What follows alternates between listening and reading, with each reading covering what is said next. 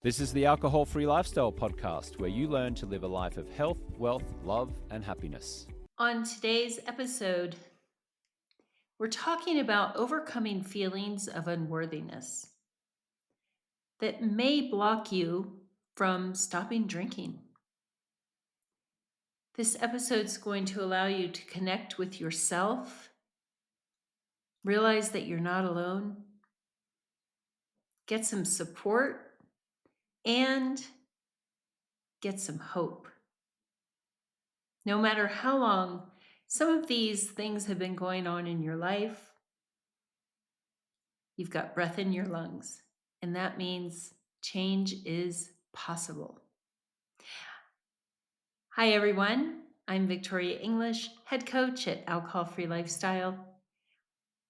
I'm so happy you're here today. This unworthiness thing seems to be so prevalent in society. I'm Gen X, and I think most of our parents did their best. Some of these things were never taught to us, that we are worthy. It was just a different time back then. Now, in today's era, we have social media and advertising. You need this to look good enough. You need to buy that to show that you're successful enough. Oh, you already have that? Well, you need this because this is new and shiny. And this way, people will really think that you're successful. Your kids need to go to this school. You need to drive this car. Your house has to look like this. It's overwhelming, and the message comes through again and again that if you don't, you're lacking.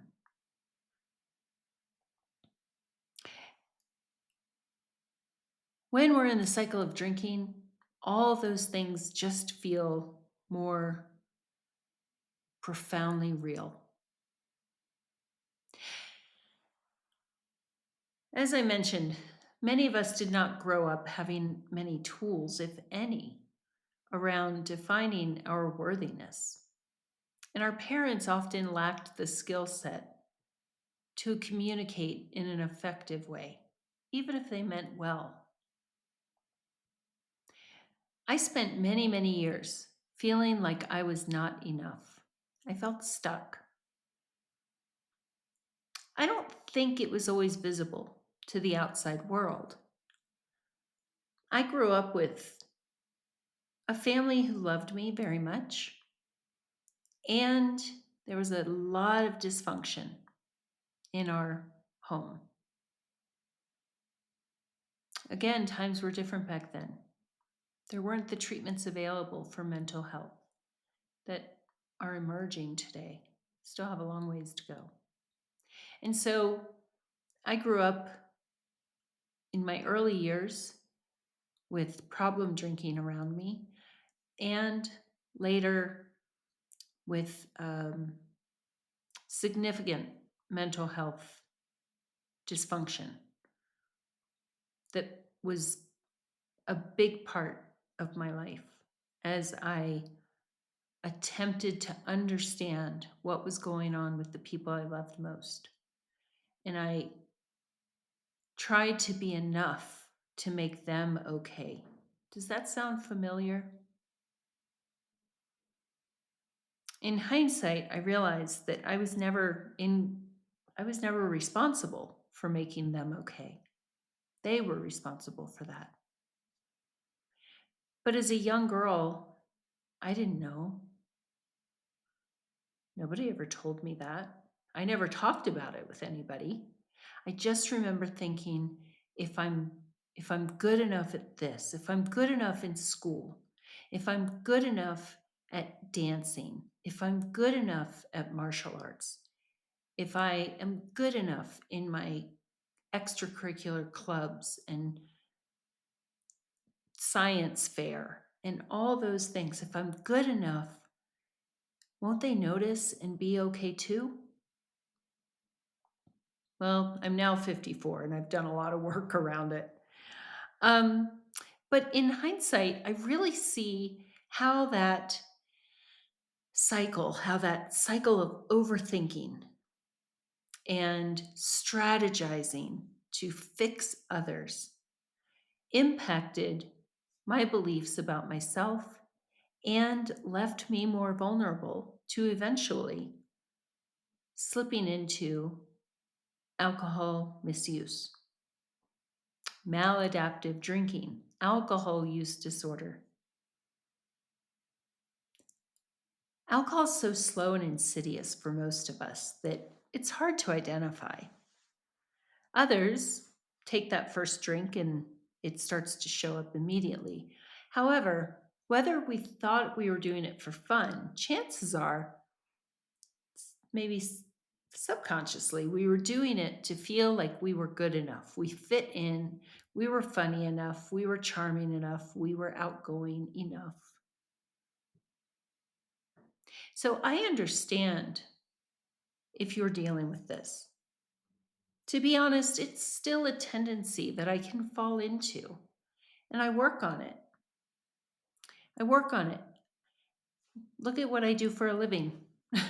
I serve others, I try and help others. I'm a mother of 4, always looking for ways to be useful and effective and helpful to my children. Sometimes I was too helpful, and that didn't serve them or me. And in this line of work, you know, it can be intense. I want this so much for people. And sometimes most of the time it works out, and sometimes it doesn't. And that's hard. And I keep going. We at AFL keep going. And so these feelings of unworthiness are common and, as I said, often a hidden barrier to quitting alcohol. You're not alone. In our Project 90 alcohol cessation program and in Beyond 90, we really start to dig into this stuff. You know, in those 90 days, we're focusing on alcohol cessation, as we should, because alcohol is powerful, highly addictive, and wants you back. But as people move through the early days and their mind clears and they catch up on their sleep, they do start to wonder, why did I fall into this? Besides the fact that it's a highly addictive drug, but why? What did I think I lacked that I needed to find in this bottle?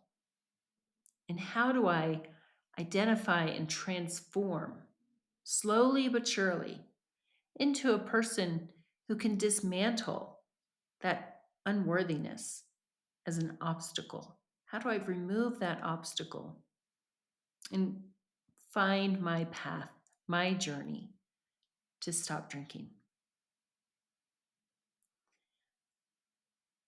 So let's start by talking about what is unworthiness. Well, it's often an internal dialogue. It's that inner critic, feelings of inadequacy, shame, lack. Sometimes that voice may not sound like your own. It may sound like someone you used to know, someone that you know now. Could be from a parent, a teacher, a coach, kids at school growing up. It's amazing how much of that becomes obvious as we move through this journey. That a lot of times this goes way, way back. It could be something in your professional life, your personal life. Sometimes it's spoken at us. Sometimes it's subtle and kind of an unspoken agreement between you and other people. It's just the way that relationship is. Either way, it eventually becomes internalized. and it becomes a narrative in our own head. Being in the cycle of alcohol makes it really hard to break free from. And so we drink because doesn't alcohol temporarily mask those feelings? If we believed that we're awkward or shy or have social anxiety or that we're too tall, too short, too fat, too thin, we don't look right, we don't sound right, I have a funny voice, I have this, my hair's thinning, whatever it is, right? We forget about that during those first couple of drinks. Except then things get messy. If you're listening to this podcast, chances are things get messy or they're getting messy, and you're like, whoa, where'd that come from? And so those stories going on in our head actually become deeper entrenched. So if you thought, oh, I'm too fat, which nobody has any business saying to you anyway, well, what happens when you're not working out as much? You're not making healthy food choices. You're drinking empty calories. Most of us gain weight slowly but surely. And so if we have that story in our head and we start to gain weight, doesn't that story seem more and more true? If we're socially awkward or we think we are, which, first of all, let's go back to 70s and 80s. Where did we learn any social skills? I mean, come on, right? we were just expected to show up and know how to be. And then we found beer, probably, at a keg party. Or we got into someone's parents' liquor cabinet. And suddenly we didn't feel so awkward. Except then, drinking starts to get messy.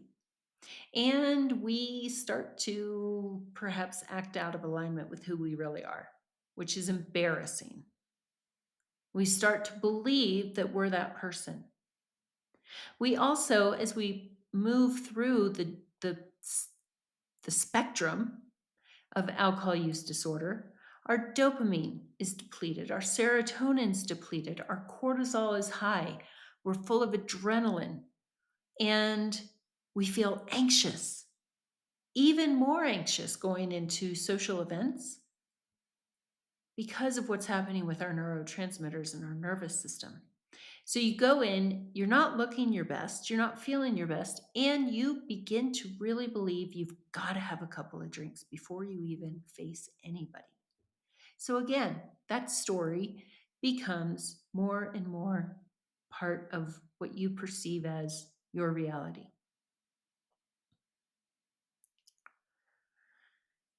What are some common limiting beliefs around drinking? This is one that comes up often in our program. I don't deserve to feel good. I've misbehaved. I've damaged my family. I've damaged my health. I don't even deserve to feel good. It breaks my heart to hear that. And I was there. I started to slowly emerge from my cocoon of limiting beliefs and self-loathing, except I didn't know if I deserved it. Do I deserve to feel good about myself? Do I deserve to like myself? I mean, again, guys, I was, I was room mom and taking care of my kids and everything, but I knew that it just wasn't the greatest and that my relationships were being compromised and all those things. And my kids suffered. Not in the way that people think about on TV, but it compromised our relationships. So who was I to think I was worthy of a happy life?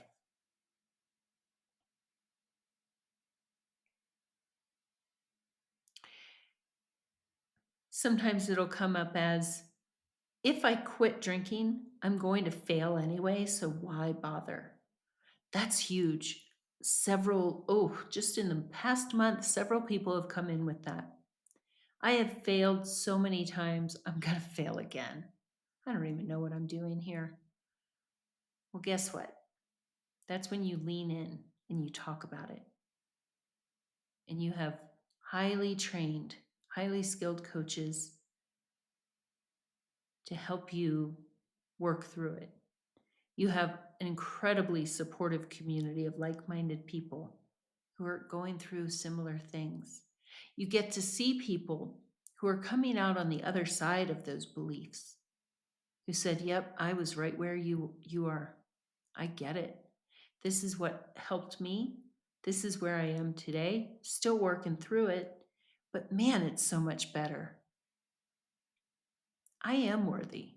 Because the person I was that I was drinking when I was drinking, that was never the real me.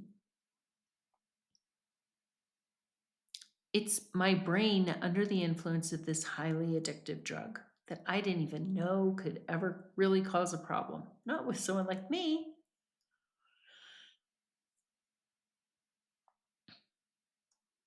And so I understand. If you were the person that alcohol tells you are, check this out. You wouldn't be listening to this podcast. Honestly, the people who come into our program, they are good people. It doesn't matter what they've done. I get it. They've had consequences. They don't feel good about themselves. They've got family that isn't certain this is going to last. It's so normal. But in their heart of hearts, they are really, really good people. And that's why they're here with us, because they said, wait a minute, this can't really be true what alcohol is telling me. This inner critic, it can't be spot on, right? I don't know, what the heck, I'm not going to totally give up. I'll try it. So it's okay that you feel those things. Don't try to push them away. Bring them into the group and let's talk through them. So I'd like to invite you to do just a little exercise. And if you have pen and paper, go for it. If you're driving or walking or whatever you're doing, just maybe jot it down in your head. What are a few of the limiting beliefs around worthiness that you're experiencing? Go ahead and take a moment, think about it. What is your inner critic telling you about you?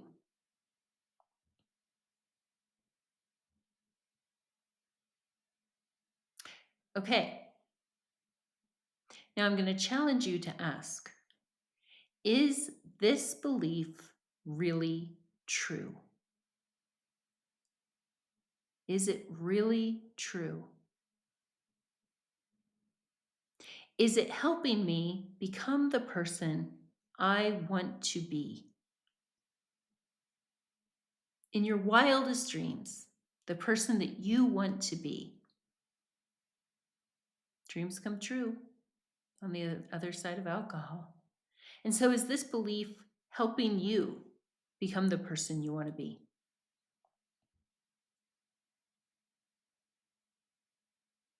Let me ask you a question. If you met someone, maybe in your industry or in your neighborhood, and you knew that they were really good people, but they told you, man, I'm struggling with my drinking. I feel like a bum. What am I doing? What kind of father am I? What kind of mother? What kind of kid am I to my aging parents? I feel like a fraud. Would you beat them up? Would you say, yeah, man, you're all those things? Like, geez, girl, get your act together. I doubt it. What would you say to a friend who is struggling with their drinking?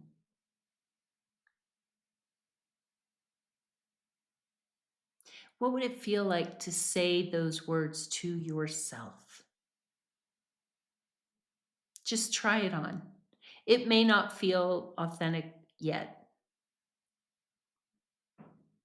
but can you imagine a world where you could actually, maybe for the first time in your life,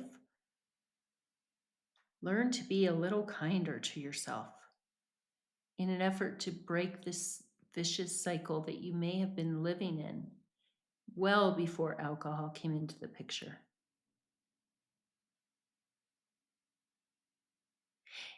In our program, Project 90, the 90-day alcohol cessation program, we create our reality. Now, I'm not saying it's toxic positivity and we don't talk about the hard stuff, but we do start rewiring our brain. Neuroplasticity is proven, it is real, and you're a human with a brain, and so it can happen to you. And so we break out of those inherent repetitive beliefs around being unworthy. We break out of those, we challenge them like I just challenged you, and we celebrate the tiniest wins. My dogs are happier because I play with them more. I mean, it's true. A lot of our our members, their dogs get healthier because they're out walking them more, they're throwing the ball more. It's nice. Little things. A small win. I bought myself flowers. I bought my partner flowers. I was nicer to the lady or the gentleman at the checkout. It snowed and my neighbor is elderly, so I shoveled their driveway.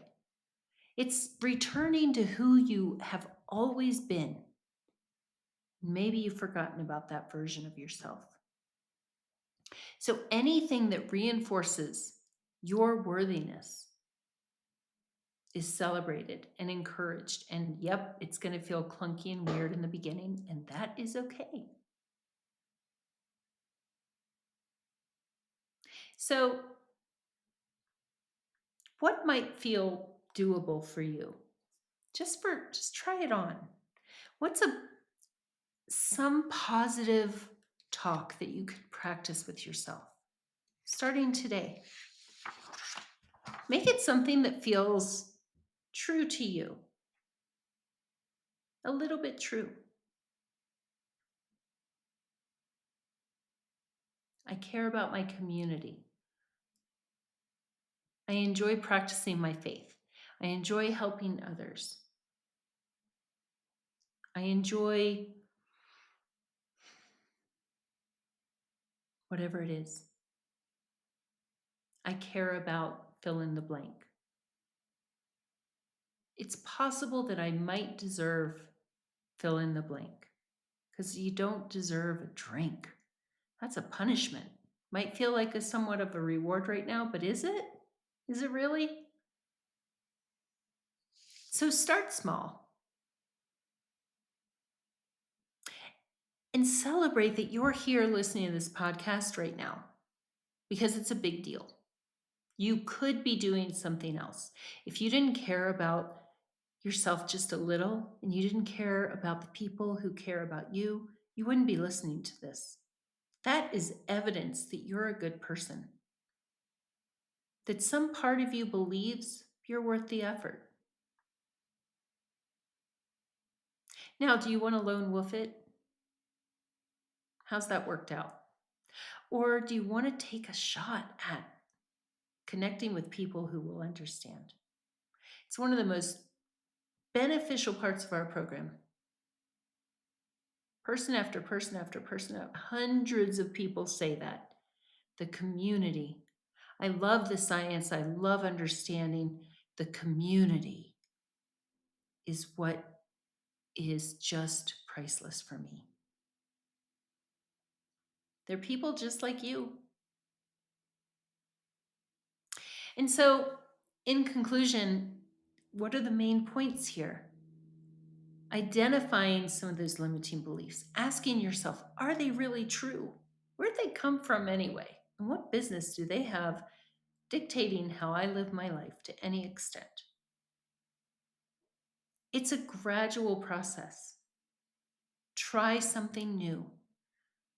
I invited you to just find a little phrase that you can say to yourself. Try saying to yourself what you would so generously say to someone else. Challenge those limiting beliefs and don't do it all on your own. You've tried that.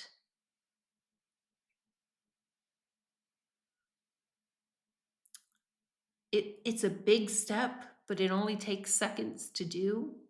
Book that discovery call. We have such compassionate and caring coaches who will talk to you. And again, whether you're a fit for us or not, it's okay. This is a huge step that I invite you to take. I know you've thought about it. Maybe if you've heard our podcast, you've heard about it, you've thought about it. Just do it. Find out what could happen. Maybe it's a first step toward a different path that's going to work for you. Either way, it's such a big deal. So go ahead and book it. It's free. It's 15 minutes. Gosh, we spend 15 minutes doing who knows what, right? Scrolling. I don't know. I spend 15 minutes trying to scrub some stuff out of a little crevice in my kitchen. I finally got it out. But we can spend 15 minutes doing anything. Spend 15 minutes on you. You are worthy of it. There is potential for change. Every single person that you hear on this podcast has been where you are, including me, as you know. All of us. We had that doubt, but we also had a tiny seed of hope. So let's take that seed of yours, put some sunshine and water on it, see what happens. Until next time, take care. You're worth it. We believe in you. Have an awesome day. Thanks so much for listening. If you'd like to learn more about our stop drinking services, you can go to alcoholfreelifestyle.com. You can follow me on Instagram at James Swanwick. Our YouTube channel is at alcoholfreelifestyle.com/YouTube, or you can send me an email at james@alcoholfreelifestyle.com.